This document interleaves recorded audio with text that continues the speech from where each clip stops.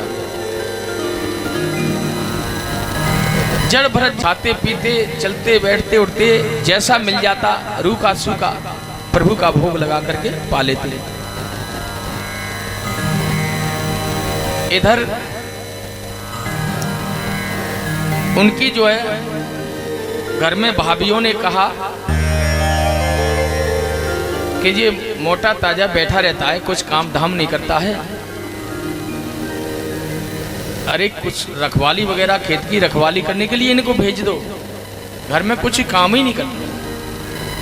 भरत जी ने विचार किया जो भी ये कहेंगे सब उल्टा करूंगा मैं, नहीं तो फिर बंधन में पड़ना पड़ेगा मुझे। खेत में भरत जी को पहुंचाया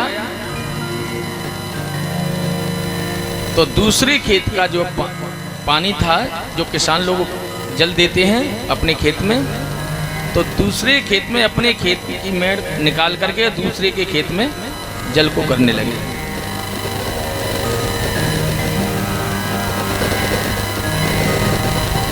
भरत जी से कहा कि खेत की जितनी भी चिड़ियां हैं वो अन्न को नहीं खा जाए। भरत जी से कहा तो उन्होंने उल्टा किया कि राम की चिड़ैया राम कोई खेत खाए ले चिड़िया भर भर पेट, दूसरे के खेत में से वो अपने खेत में बिठा लिया, सारी फसल को खा गई। जब उन्होंने देखा भाइयों ने, अरे ये क्या करते हो, अपने खेत का जल जो है और दूसरे के खेत में पहुंचा रहे हो और चिड़िया भी सारे अन्न को खा गई। भरत जी बोले हमें क्या पता कौन को ये मेरा तेरा सब उस परमात्मा का है। अरे वो भी तो परमात्मा के जीव हैं।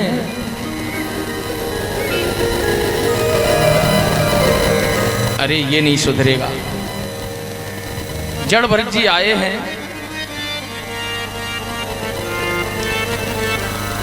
भाभियों ने कहा इन सारी खेत की फसल का नुकसान कर दिया, ऐसा करो ये बैठे बैठे रहते हैं और बालक को खिलाएंगे, दुलार करेंगे बालक को हम और कुछ काम धाम में लगेंगे। तो जैसे ही बालक को दिया तो भरत जी ने क्या किया कि ऐसे उछाले तो बालक के सिर में चोट लगी। तो भाभियों ने कहा आ जाने दो, आज भाइयों से हम कहेंगे तुझे घर से निकलवाएंगे।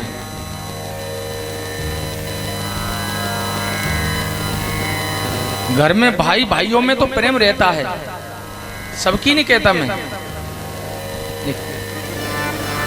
कोई कोई होते हैं किसी किसी जगह पे, लेकिन जो दूसरे घर की आ जाती हैं वो आपस में विघटन करा देती हैं। आ जाने दो, घर से निकलवाएंगे, कुछ काम धाम नहीं करती हो।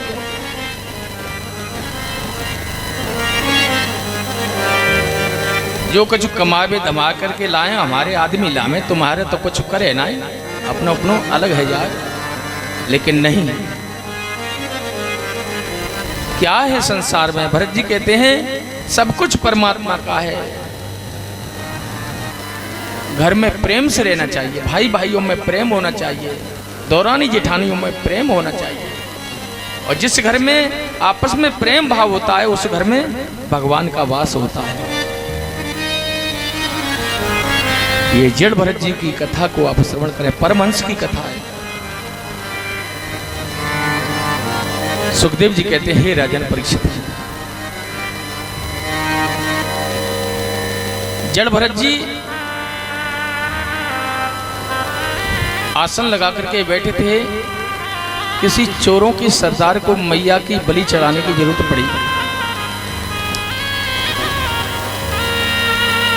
तो जबरदस्ती जड़ भरत जी को लेकर के आए हैं कि चलो अब जिसकी बलि दी जाती है उसको स्नान ध्यान पूजन वगैरह सब किया जाता है और उसको खिलाने के लिए भी दिया जाता है। ये नवरात्रि चल रही है, देखो मैया का नाम आया है, छोटा अभी माँ के नाम से माँ की भेंट भी आपको दो पंक्ति की प्रस्तुत करेंगे। तो देखिए भगवती मैया के सामने जड़ भरत को जबरदस्ती लेकर के आए हैं।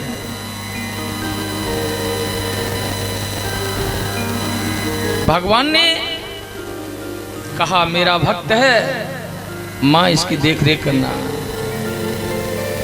भगवती कहती है अरे प्रभु, तुम्हारा भक्त है वो मेरा है, मेरा भक्त है वो तुम्हारा, मैं रक्षा में हूं। तो जड़ भरत जी तो स्नान कराया और खिलाने के पिलाने के लिए सब कुछ दिया। और हरि शरणम गोविंद मेरो है, गोपाल मेरो है, वही एक ही रटना लगी हुई है। और तुरंत ही खड़ग से चोरों के सरदार जड़ भरत जी को मारने के लिए तैयार हुए। तो उस मूर्ति में थे, मैया प्रकट हो गई। बोलिए दुर्गा मैया की जय। भद्रकाली मैया प्रकट हो गई और सभी दुष्टों को मर्दन कर दिया। और जड़ भरत जी मैया की स्तुति करने लगे हैं।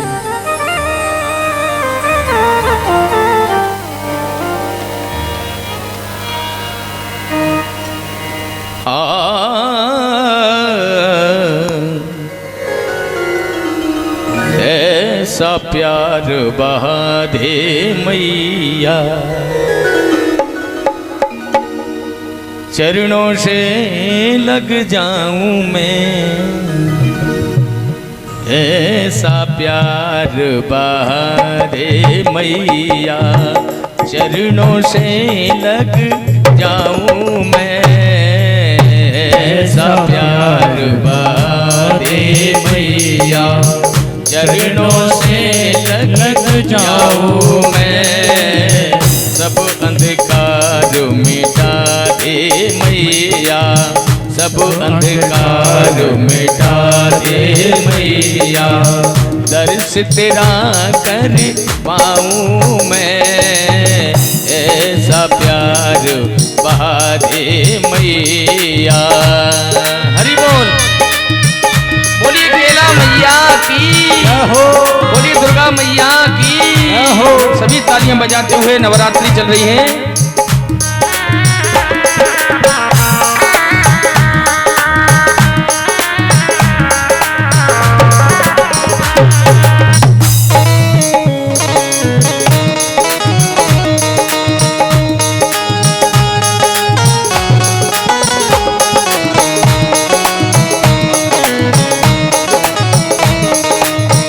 जग में आकर जग को मैया अब तक ना पहचान सका, अब तक ना पहचान सका, अब तक ना पहचान सका।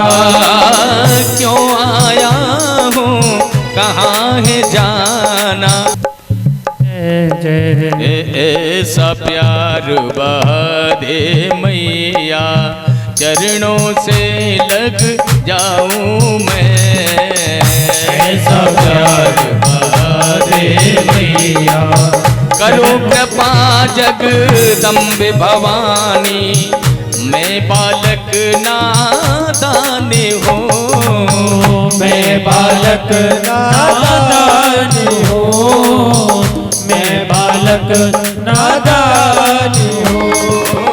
नहीं आराधना जप तप जानो, मैं अब गुण की खान हूँ, मैं अब गुण की खान हूँ, मैं अब गुण की खान हूँ।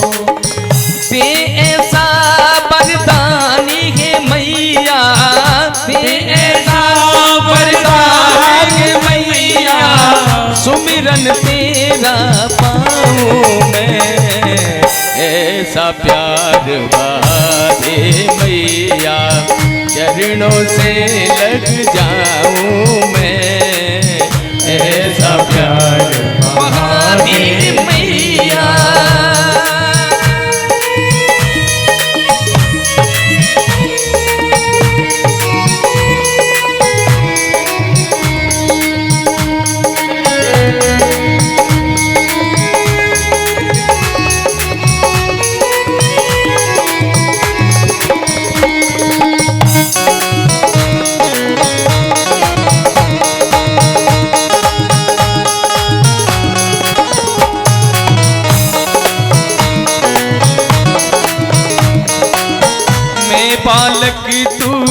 मैया मेरी, निस दिन तेरी ओट है, निस दिन तेरी ओट है, निस दिन तेरी ओट है।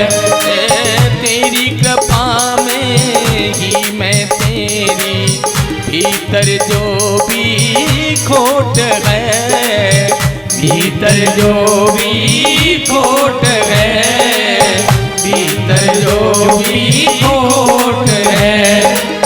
शरण लगा लो मुझको मैया, शरण लगा लो मुझको मैया, शरण लगा लो मुझको मैया, शरण लगा लो मुझको मैया। तुझ पर बलि बलि जाऊं मैं, ऐसा प्यार बाधे मैया, चरणों से लग जाऊं मैं। सब प्यार बाधे मैया, चरणों से लग जाऊं मैं। ऐसा प्यार बाधे मैया, ऐसा प्यार बाधे मैया, ऐसा प्यार बहादे मैया, ऐसा प्यार बहादे मैया। बोली वृंदावन बिहारी लाल की जय, अम्बे मैया की जय। इस तरह से भगवती मैया ने जड़ भरत की रक्षा की है। एक राजा रघुगण है, अहंकारी राजा रघुगण। उस राजा रघुगण को पालकी ढोने वाले एक कहार की जरूरत पड़ी, और तो नहीं कोई मिला। ये हट्टे कट्टे मोटे ताजे जो जड़ भरत जी थे, उन्हीं को जबरदस्ती लेकर के आए हैं और पालकी में लगाया, जबरदस्ती लगाया। लेकिन जड़ भरत जी संत हैं, परमहंस हैं। ऊपर पालकी में राजा रघुगण बैठा हुआ है, और भी कहार लगे हुए हैं, लेकिन मध्य में जड़ भरत को लगाया। जड़ भरत जी चलते हैं तो पैर के नीचे जो भी जीव जंतु आ जाता है उछलते हैं। अब जब भरत जी उछलेंगे तो पालकी में बैठने वाले जो हैं उनका सिर वल्ली से टकराएगा। ऐसा ही हुआ। बैठने हुए राजा रघुगण को सिर में चोट लगी। क्रोध में आकर के राजा कहने लगे, ये कौन है, पालकी ठीक से नहीं चला रहा। अन्य कहारों ने कहा, स्वामी ये अभी मोटा ताजा जो कहार आया है, यही उछल मारता है। तो राजा रघुगण अहंकारी था, बोला, अरे मूर्ख, तुझसे पालकी नहीं चलती है, लगता है तो जीता हुआ भी मूर्ति के समान लग रहा है। ध्यान रखना, तेरी ऐसी चिकित्सा करूंगा तो याद रखेगा। लगता है जीते हुए भी मुर्दे के समान लग रहा है। बहुत समय तक जड़ भरत जी बोले नहीं, विचार करने लगे, ये अहंकारी राजा रघुगण है, यदि इसको मैंने ज्ञान नहीं दिया तो आने वाले समय में सभी ये कहेंगे कि परमहंस एक संत को मिलने से भी राजा रघुगण अहंकारी का अहंकारी रहा, उसमें बदलाव नहीं आया। तो बोलने लगे, क्या कहा,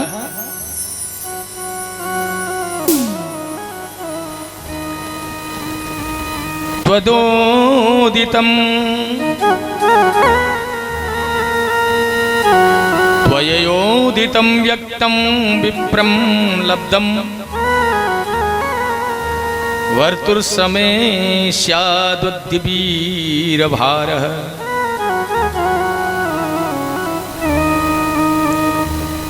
गन्तुर्यदित् स्यादधिगम्य मद्वापि वेति रासौन वेदाम ब्रवादः।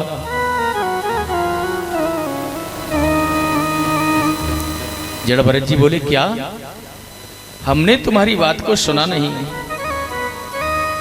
पालकी चलाने वाले का परिश्रम किसको होता है पता है तुम्हें? जो पालकी चलाएगा उसको ही तो होगा। जो जमीन पर चलने का श्रम तो उसे होता है जो जमीन पर चलेगा।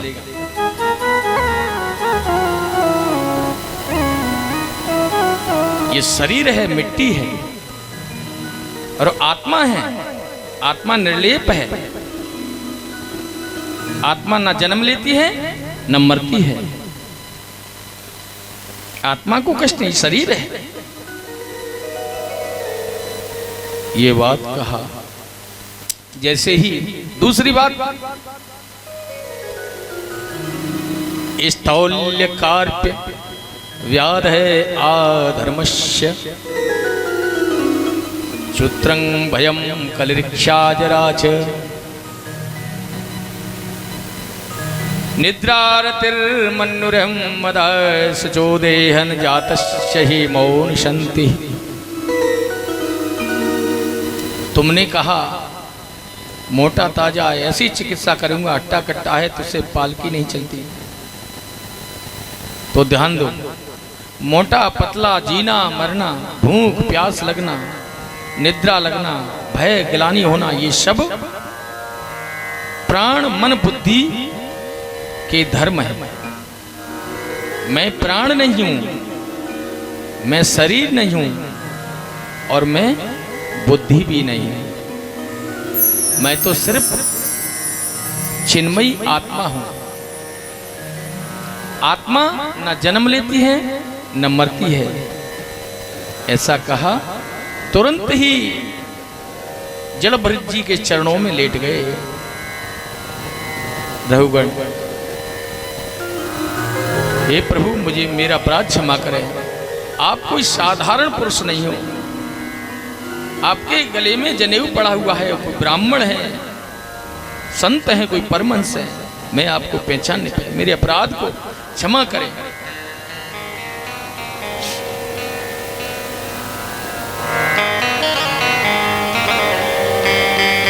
मैं इंद्र के वज्र से नहीं डरता, काल के डर से नहीं डरता, मैं भगवान के चक्र से भी नहीं डरता, लेकिन मैं डरता हूं सिर्फ ब्राह्मण के क्रोध से, श्राप से डरता।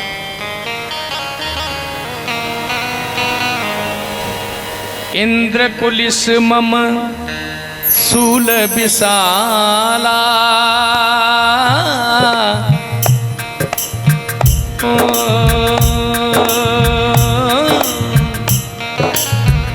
इंद्र कुलिस मम शूल विशाला काल दंड हरि चक्र कराला। राम सिया राम जय जय राम, राम सिया राम जय जय राम। इंद्र कुलिस मम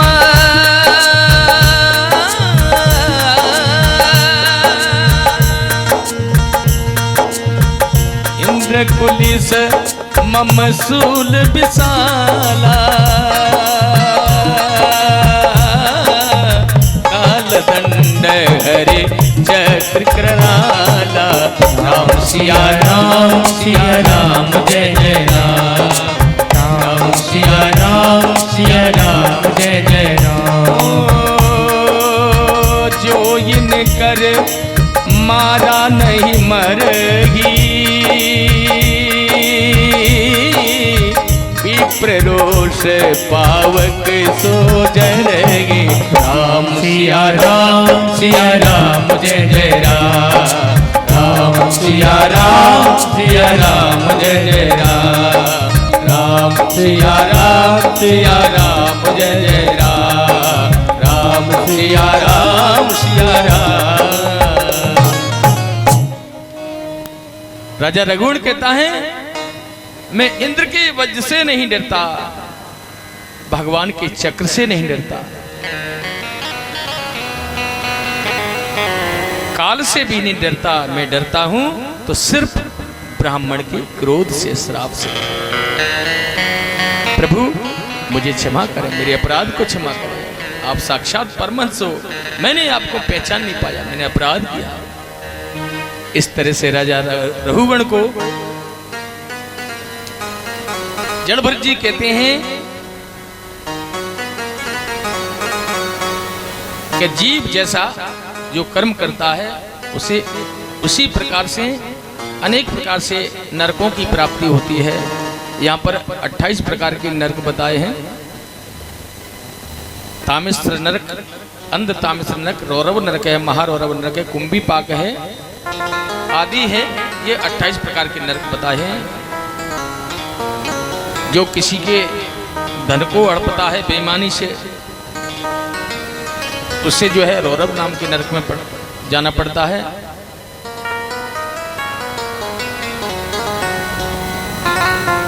किसी देवियों को यदि बुरी दृष्टि से जो निहारता है उसको भी महारौरव नाम की नरक में गिरना पड़ता है। यमराज उसे अनेक प्रकार के दंड देते हैं। जो झूठी गवाही देता है उसे कुंभी पाक के नरक में जाना पड़ता है। ऐसे जो जैसे कर्म करते हैं उसे अनेक प्रकार के नरक भोगने पड़ते हैं। लेकिन राजा परीक्षित कहते हैं सुखदेव जी से, गुरुदेव ये कैसे मालूम पड़े कि ये व्यक्ति नरक से आया हुआ है, स्वर्ग से आया हुआ है, कुछ पहचान है? सुखदेव जी कहते हैं, राजन परीक्षित, स्वर्ग और नरक से आए हुए लोगों की पहचान सुने। कार्पण्य वृत्ति ही स्वजने सुनिंदा, कुचैलता नीच जने सुभक्ति। सबसे पहले आप नरक में आए हुए, जो नरक से आए हुए लोगों की पहचान है उन्हें सुने। अब यहाँ तो कोई नरक से कोई नहीं आया, नरक से आए होते तो ये भागवत की कथा क्यों सुनते, है ना? सब स्वर्ग वाले बैठे हुए हैं। कार्पण्य वृत्ति स्वजने सुनिंदा, जो दूसरे का धन हड़पता है बेईमानी करके कैसे भी मिल जाए, ये समझ लो व्यक्ति नरक से आएगा। स्वजने सुनिंदा, जो दूसरों की बुराई करता है ये भी नरक से आया। कुचैलता, अंदर से भी गंदा बाहर से भी गंदा रहता है। दूसरे की बुरा सोचे वही अंदर से गंदा है, और क्या छल कपट रखे और बाहर से भी मैला कुचला रहे। कुचैलता नीच जने सुभक्ति, नीच लोगों का संग करे। अतीव रोषे, जो ज्यादा गुस्सा करता है ये भी नरक से आया है। क्रोध ज्यादा करता है वो भी नरक से आया हुआ है। एक कहावत है, कहते हैं कि गुस्सा ज्यादा ताकत कम, ये हैं लक्षण पिटने के। गुस्सा ज्यादा ताकत कम, ये हैं लक्षण पिटने के। और खर्चा ज्यादा इनकम कम, ये हैं लक्षण मिटने के। अतीव रोषे, जो ज्यादा गुस्सा करता है वो भी नरक से आया हुआ है। कटुकाच वाणी नरस्य चिंतनम नरकागतस्य, जो कड़वे वचन बोलता है, अच्छा बोलना किसी से जानता ही नहीं है। बात बात पर, छोटी छोटी बात पर वाणी ऐसी निकलता है सामने वाले को वेदना होगा। नरस्य चिंतनम नरकागतस्य, तो ये समझ लो इतने प्राणी नरक से आए हुए हैं। अब स्वर्ग से आए हुए लोगों की पहचान सुने। दानम प्रशस्तम मधुरा च वाणी, देवार्चनम ब्राह्मण तर्पणस्य। जो संत और ब्राह्मणों की सेवा करता है, भगवान की पूजा करता है, ये समझ लो स्वर्ग से आया हुआ व्यक्ति है। जो दान करता है, मधुर वाणी बोलता है, मीठा बोलता है, देवी देवताओं को पूजन करता है, पूजा करता है और संत और ब्राह्मणों का सम्मान करता है, ये समझ लो व्यक्ति स्वर्ग से आएगा। सुखदेव जी से राजा परीक्षित प्रश्न करते हैं, गुरुदेव इधर राजा रघुगण को जड़ भरत जी ने ज्ञान दिया, उसकी मुक्ति हुई। राजा परीक्षित प्रश्न करते हैं सुखदेव जी से, गुरुदेव ये बताओ व्यक्ति नरक में न जाए ऐसी कोई कथा हो तो बताए। कान कुब्जे द्विजः कश्चित् द्वासी पतिरजामिलः नाम्ना नश्च सदाचारो दास्याम संसर्गदूषितः। कान कुब्ज देश में अजामिल नाम के ब्राह्मण रहते थे।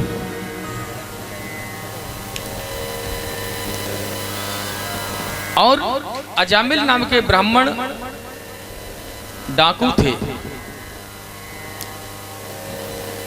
उनकी दृष्टि में खोट थी, डाकू थे। घर में वैश्यावृत्ति करते।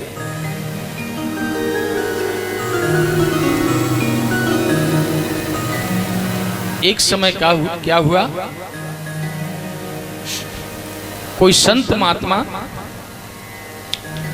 हरि नाम कीर्तन करते हुए अजामिल का घर पूछते हुए गए हैं। डाकू अजामिल का घर कहां पर है?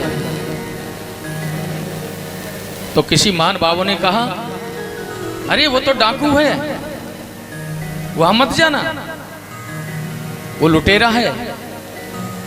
आपके जितने भी ये थैले हैं, सामान है तुम्हारे साथ में, महात्मा जी सब छीन लेंगे, जो भी रुपया पैसा होगा। महात्मा जी बोले, हम संत हैं और जहां पर अपना त्रिशूल गाड़ देते हैं उसका कल्याण करके छोड़ते, हम तो वहीं पर जाएंगे। महात्मा जी गए हैं और अजामिल के यहां पर भगवान नाम कीर्तन करते हुए और वहां पर बैठे हैं, त्रिशूल गाड़ के बैठे, ध्वनि रमाई है, आवाज लगाई है, अरे अजामिल ब्राह्मण, अजामिल ब्राह्मण का घर कैसा है पता है?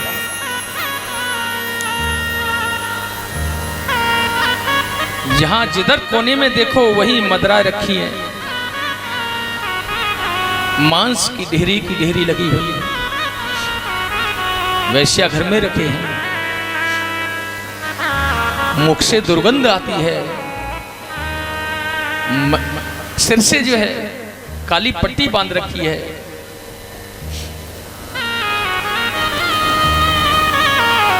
अजामिल तो बाहर नहीं आए, लेकिन वो वैश्या थी, वो बाहर निकल के आई और महात्माओं से कहा, महाराज आप चले जाइए, या मन ठहरिए, ये ब्राह्मण है अजामिल, लेकिन इसने अपने ब्राह्मणत्व को नष्ट कर दिया, मेरा तो कर्म है, लेकिन आप चले जाइए, आप संत हैं। बोले कि नहीं नहीं, आज हम प्रसादी प्रभु की यहीं बनाएंगे और यहीं कुछ समय तक ठहरेंगे आपके यहीं। वो वैश्या कहने लगी, आज तो मैं भी धन्य हो गया, पूर्व जन्मों के कृत्यों से मेरा भी कोई ऐसा सुकृति होगा, पुण्य होगा, जो कि महात्माओं के संग से मेरा भी उद्धार हो जाएगा। महात्मा जी बैठे भजन करते हैं, अपने भगवान की चरित्र कथाएं गुणगान करते रहते हैं।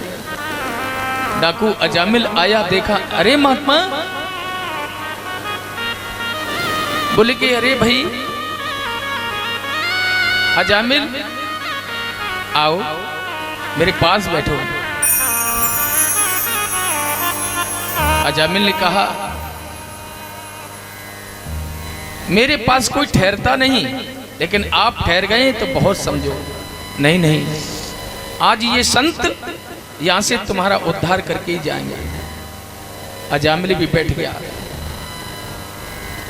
बैठ करके भगवान की कथा सुनाने लगे। बोले कि बेटा अजामिल, तुम्हारे कितने बालक हैं?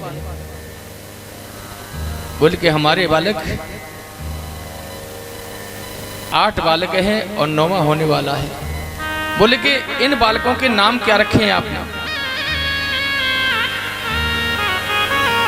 बोले कि इन बालकों का नाम किसी का सन्नी, मन्नी, टिंकू, रिंकू, सिंकू, यानी भगवान के नाम पर एक भी नाम नहीं रखे।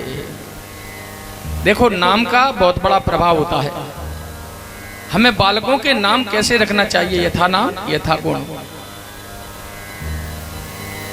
जानवरों जैसे नाम रख देते हैं, कभी हीरो हीरोइन के नाम रख देंगे, कभी जो है दंतमंजन, रंतमंजन, यानी क्या क्या अटपटे नाम रखेंगे।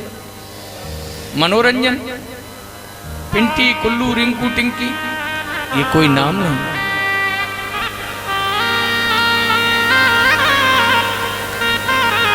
एक कोई जमाई थे, वो अपनी ससुराल गए। छोटा सा दृष्टांत सुने। ये यहां पर लिखा नहीं है भागवत में, कहीं आप कह दो पंडित जी आपने कहा है कि कहाँ लिखा है? ये लिखा नहीं है। ये समझाने का तरीका है। जो आज के जमाने में नाम रखे जाते हैं, ऐसे नाम नहीं रखना चाहिए। वृंदावन में सब भगवत नाम के ऊपर ही होंगे, भगवान के नाम पे ही होंगे। राधा रानी, किशोरी, मदन मोहन, मदन गोपाल। कोई जमाई थे, ससुराल गए। अब ससुराल में उनके जो साले और साली थे, उनके नाम क्या थे? एक बेटी का नाम था फटी, और एक का नाम था टूटी, एक का नाम था बासी, और एक का नाम था पिंचर, और एक बालक था, उसका नाम था सड़ा। जमाई अपने ससुराल में आए हैं, तो उनकी जो सासू थी, उन्होंने देखा, अरे हमारी जमाई राजा बहुत समय से आए हैं, आओ आओ बैठो बैठो, अभी जल्दी से तुम्हारे लिए बिस्तर वगैरह कुछ मंगाते हैं। तो एक बेटी का नाम था टूटी। अरे टूटी, जरा चारपाई तो लाना। जमाई राजा बोले, अरे चारपाई, वो भी टूटी। कहने लगे, भला बहुत समय से ससुराल में आए, वो यहाँ ऐसी खातिर हो रही है। नहीं माताजी, आजकल हम चारपाई पे नहीं बैठते, हमारा कुछ ऐसा ही नियम है। अच्छा, तो फिर दरी मंगाते हैं, दरी पे बैठ जाना। तो एक बेटी का नाम था फटी। अरे फटी, जरा दरी तो लाना। जमाई राजा के लिए विचार करने लगे, बताओ दरी, वो भी ससुराल में पहली बार बहुत समय बाद आए हैं, और दरी फटी। नहीं माताजी, आजकल हम जो है किसी बिस्तर पे भी नहीं बैठते हैं। अरे तो भूखे हो गए, भोजन तो आपके लिए बहुत समय से चले होंगे, सुबह से। हाँ हाँ, जो भी हो पालेंगे, भगवान का प्रसाद पा गया।